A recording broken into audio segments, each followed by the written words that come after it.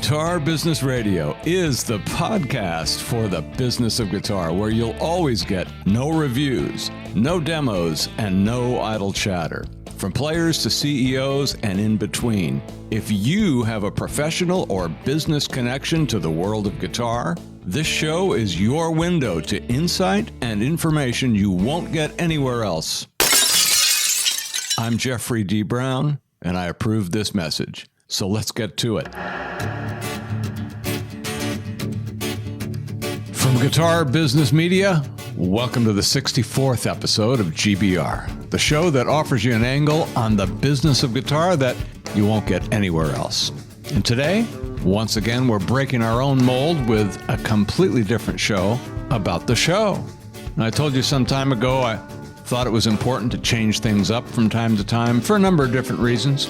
I'm not sure what that number is, and it doesn't really matter, but what does matter is that you're here with us today, and I want to give you some information and perspective that may be inspirational, motivating, refreshing, enlightening, or just offer you the best night's sleep of your life.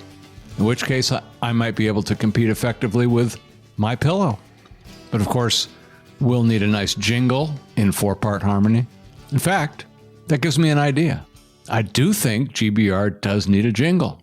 Maybe we should have a little low-key competition of sorts to create an ID jingle for the show. That might be a lot of fun. Not sure we'll get anything, so we will have no expectations. But if you'd like to participate, produce a short ID jingle for GBR and send us a WAV or MP3 file to contact@guitarbusinessradio.com.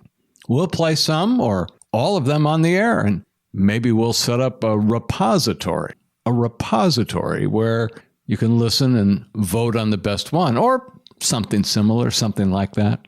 But I don't want to get too far in front of my skis at the moment. Let's just see how many of you have the inspiration, motivation, enlightenment, or creativity to actually produce a GBR jingle. I mean, I know it takes some time, but we'll make sure you get some promotional value out of it one way or another. So send us your jingles. Get started on that right now while the thought is ever present. And by the way, have fun with it. However, as I'm thinking about this, I probably should point out of an abundance of caution. I love that. If you do send us something, you'll be giving us the right to use it. And we're not promising you anything in return. Let's be clear about that. Right to use, nothing in return. But if you do get something in return, whatever it is, not only will that exceed your expectations, but it will definitely be frosting on the cake. So let's hear from you. Show us your, courage?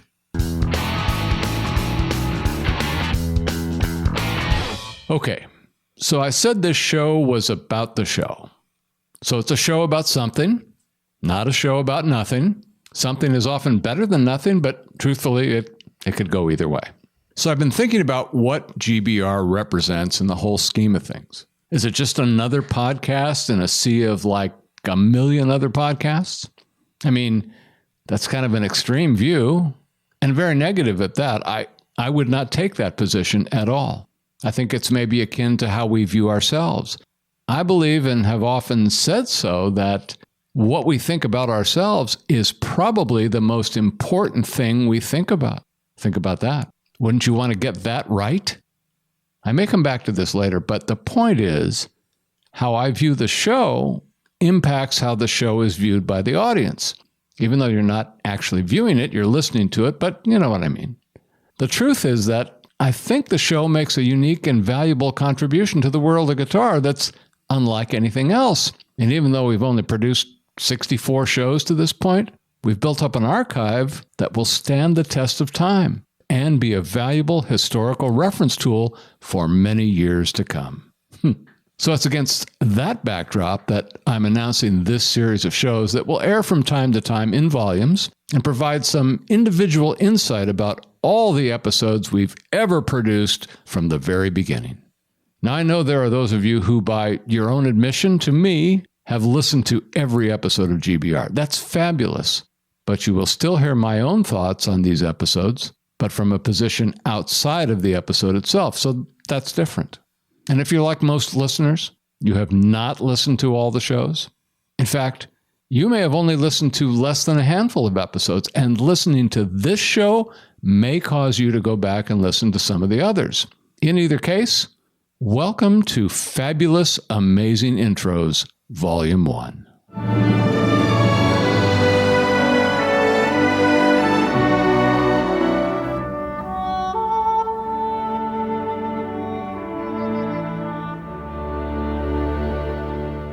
So let's go back to the very beginning, episode 1.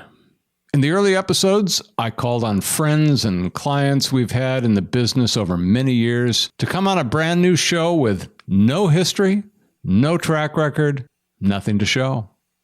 So for our first episode, I convinced the great guitar builder Mark Lacey to come on GBR. And here's how I introduced him. Well, Mark Lacey has been a guitar builder for over 40 years, and between building extraordinary custom guitars and handling many high-end repair projects, he's worked with literally the icons of popular music and jazz, from Aerosmith to Herb Ellis, Jackson Browne to Pink Floyd, Paul McCartney to Stevie Ray Vaughan, and the list goes on and on. He knows a lot, he's seen a lot, and he's done a lot. And Mark Lacey joins us today. In this episode, like so many, Mark goes into great historical detail that includes interactions with a lot of well-known folks in the business, and we really get a sense of what it takes to develop and maintain the skill and raw talent that goes into creating great works. And Mark has built some spectacular instruments. So this is a great episode that'll give you a sense of where and how we started with GBR. And you can find out more about Mark Lacey at laceyguitars.com. Well, Pat Wilkins was somebody I had only met once, quite a few years earlier, but I certainly knew that he was considered one of the greats in the world of finishing guitars and basses, often thought of or referred to as a painter. But once I had a chance to talk in depth with him, I discovered there was a lot more than that, and his work was truly unfinished. Here's the introduction. Well, Pat Wilkins has been a leader in the high-end custom finishing market for literally decades. During that time, he's put extraordinary finishes on tens of thousands of instruments. That's most likely what he's best known for. But wait, there's more. You may not know it, but he's been building his own line of basses and guitars for years, and we'll hear more about that as Pat Wilkins joins us today. And since that early episode, I've had the pleasure of getting to know Pat much better. We've done some work with him, had him on our special holiday show, and then earlier this year at the 2019 NAMM show, I got to meet up with him in person, and that was an awful lot of fun. You can see more of Pat's work at wilkinsguitars.com. Episode 3 was a unique episode at the time and really represents an historical one-off, I would say, as far as GBR show formats go. The title of the show is A Vocational Approach, but the interview was with Michael Pfeiffer of Musicians Institute's Guitar Craft Academy in Nashville. And in this episode, the focus I was going for was what I saw as kind of vocational training that they were doing, and I wanted that to be the selling point of the show. But after this episode, I pretty much settled on the guest focus titling, except for shows where there was no interview. Here's the intro. So Michael Pfeiffer is the institutional director for Musicians Institute's Guitar Craft Academy in Nashville. Now, this is an accredited school that's providing intensive hands-on training in specialized skills like guitar building, technical maintenance, and other areas designed to help a student launch a career in the music industry. Now, most of us are familiar with Musicians Institute in Hollywood. They've been there a long time. And a year and a half ago, they established a place in the heartland of America and are now offering a pathway to careers in guitar-related industries and others. And Michael Pfeiffer joins us today. I've always thought this was an interesting topic to cover, although it's definitely a bit different from what we've done since. But let us know what you think about that. And you can find out more about Guitarcraft Academy at nashville.mi.edu. Well, I got to know Dennis Mullen of Protone Pedals during what we often refer to as the reinvention period of guitar PR in 2015, and we had the opportunity to do a number of releases for them at the time. And Dennis is a very colorful guy, so it seemed logical at the time to bring him on and add some diversity from the pedal side of the business, and this is how I introduced him. Well, Dennis Mullen started Protone Pedals about 15 years ago, and in that time has carved a path in a segment of the pedal market that may have seemed obscure to many, but when you hear him explain it, it seems pretty mainstream. The reason is that Dennis is a pretty smart business guy. There are reasons he does what he does, and he'll talk about it in much more detail as he joins us today on Guitar Business Radio. Protone Pedals, in my view, has always been a perfect extension of Dennis Mullen himself. Creative, articulate, kind of out there as he can and should be, and I think this might have been the beginning of my own thinking outside of the cage for GBR. And so for that, I think this was a milestone episode as well. You can find out more about Dennis at protonepedals.com. Corey Batson of Batson Guitar fame was somebody else I knew for many years and who was also a client at Guitar PR. He's a terrific guitar builder who had built unique and fairly high-end acoustic guitars for like 20 years or so, and then he decided to create an import line to offer his designs at a better price point. That aspect is a big part of the interview, and I thought quite interesting because he went into such great detail about what it took to pull that off. And here's the intro. Well, Corey Batson started building custom guitars about 20 years ago for his company, appropriately named Batson Guitars. Based about an hour outside of Nashville, he's developed a reputation for building thoughtful and innovative guitars for the high-end market, often selling in the $8,000 to $10,000 range. But a few years ago, his mission changed, and ironically, it had a lot to do with the original reason he got into building guitars in the first place. And Corey Batson joins us today to talk all about it. So I'd not seen or talked to Corey in quite a while since we had done his interview a year earlier, but I did catch up with him at this year's NAMM show to find out, to my surprise, that he had established a new relationship with Lyon and Healy, and that seemed to have been a good move all the way around for everybody. Episode 6 saw us kick things up a notch with our GHS Strings interview featuring John Moody. Now, John is a very knowledgeable bass player, but had also become an integral part of the GHS marketing team and was thus the perfect choice to talk a lot about the history and philosophy behind the company that's been in business over 50 years and pretty much a household word, so to speak, at least in guitar households. Here's my intro for John. Well, John Moody holds several titles at GHS Strings, among them Director of Digital Brand Development and Product Development. For those of us who've been around a long time, GHS has pretty much been synonymous with guitar and bass strings. But there's a rich and interesting history to the company that's been a fixture in the business for over 50 years. And to give us a unique behind-the-scenes view of GHS, the company, John Moody joins us today. Well, since our original interview, we've had John back several times, including on an episode of our newest spin-off podcast, GBR Focus, which is launching as we speak.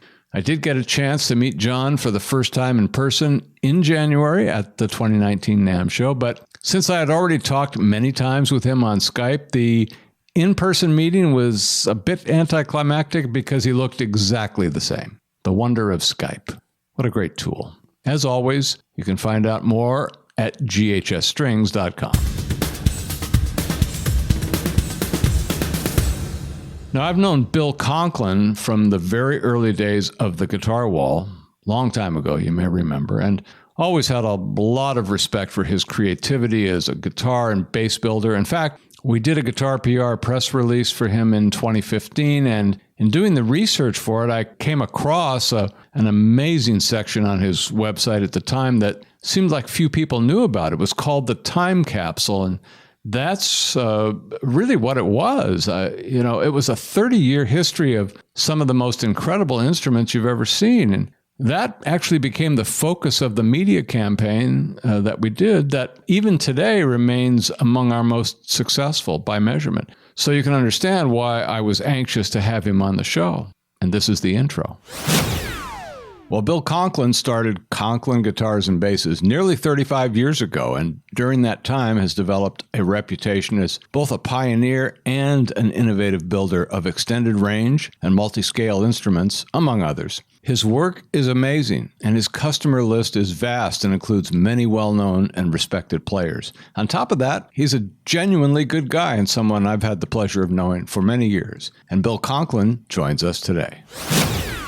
So in all the dozen years or so that I've known Bill Conklin, I've yet to actually meet him in person, but I certainly hope to someday. In the meantime, you can find out some of what interested me in the first place at ConklinGuitars.com.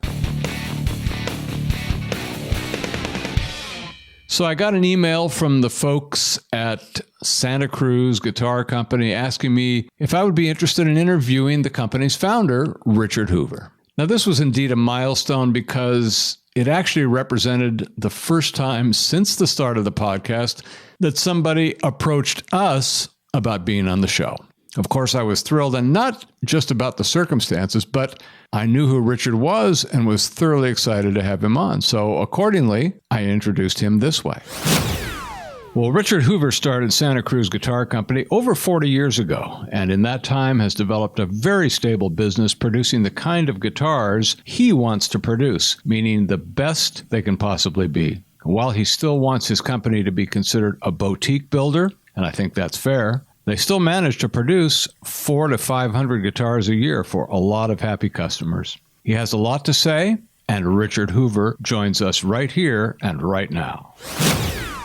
Once again, this past NAMM show, I had a chance to meet Richard in person for the first time, and it was indeed a pleasure. But unfortunately, our time was cut short, and I wasn't able to get back to the booth to see him. The good news is that my son lives in the Santa Cruz area, so next time I'm up there, I hope to stop in and see Richard and the gang.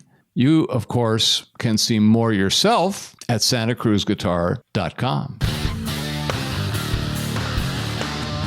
Episode 9 was another significant milestone for GBR. My first female guest on the show was Megan Wells, who is an amazing guitar maker.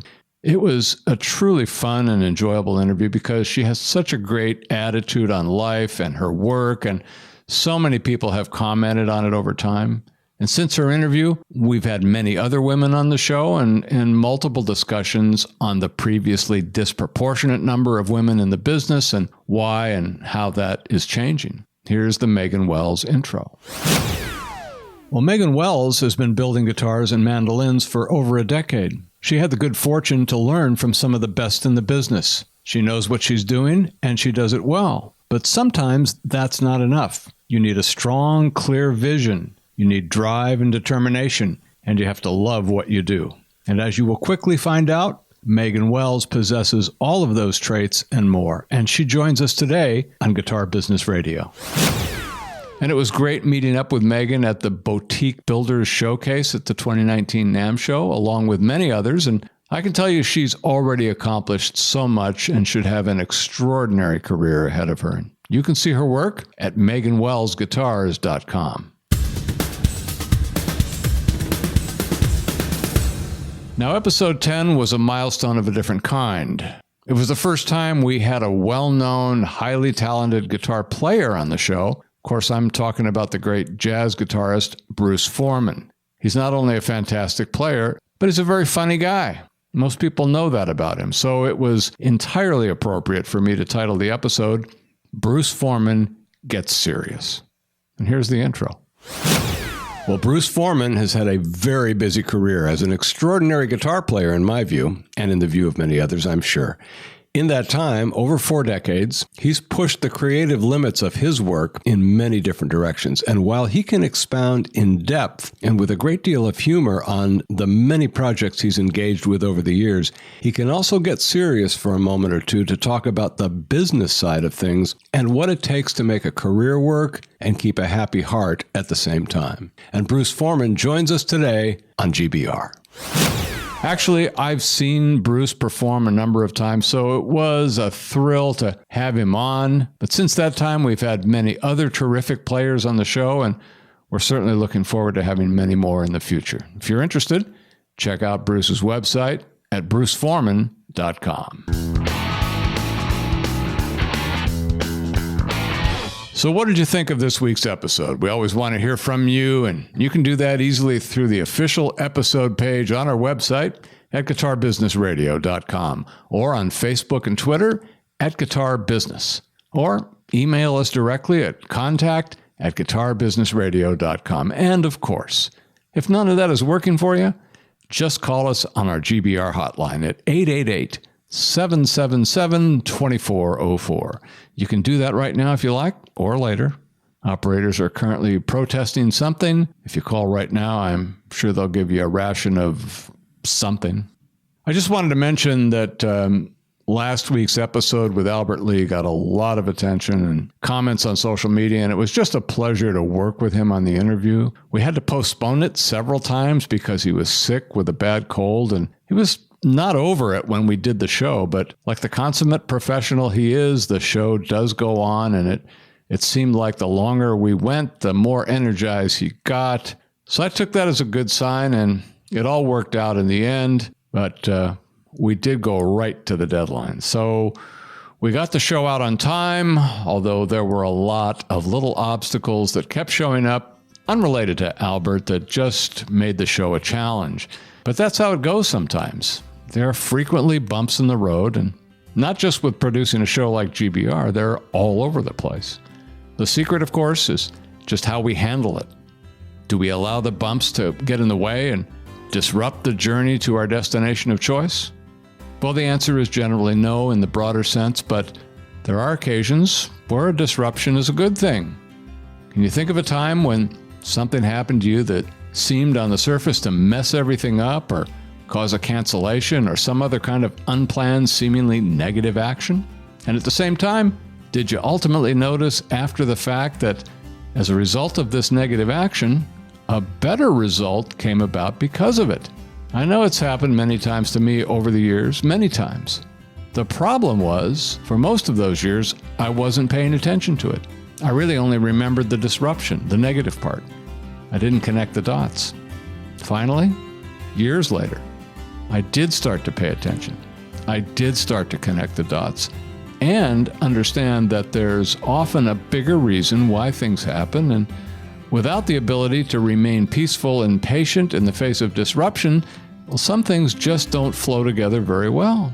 Now, I know this is very general stuff because, frankly, I only have a couple of minutes here, but the simple message is when you get up against a challenge, things don't seem to be working the way you had hoped or planned for, well, you can panic and fight, or, as you might expect, you can stay positive.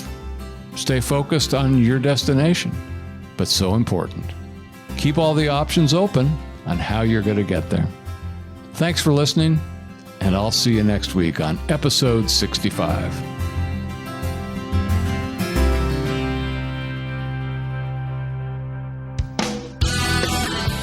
And that's it for this episode of Guitar Business Radio. Thanks for being with us. You can stay tuned and stay in touch at guitarbusinessradio.com.